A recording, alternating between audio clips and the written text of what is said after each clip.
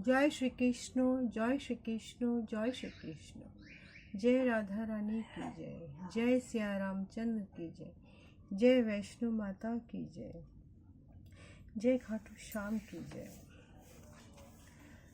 আজ আমি শ্রীমদ্ ভগবদ গীতার পঞ্চম অধ্যায় কর্মসন্ন্যাস যোগ শ্লোক 26 পাঠ করছি।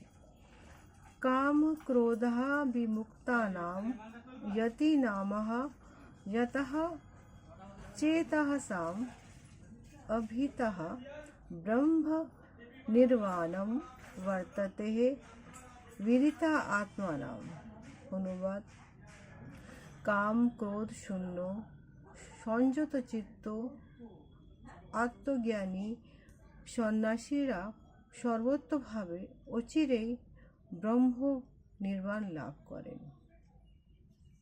অর্থাৎ যে এই পৃথিবীতে যে পুরো রূপে যে কাম ক্রোধ শূন্য সংযত চিত্ত আত্মজ্ঞানী একমাত্র শ্রীকৃষ্ণ ছাড়া আর কেউ নেই, এটা আমি বিশ্বাস করি।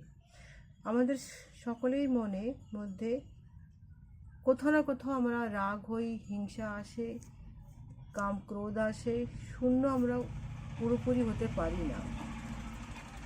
আর যতই সংযত চিত্ত করি না কেন, কখনো কখনো আমাদের চিত্ত অসংযত হয়েই যায়।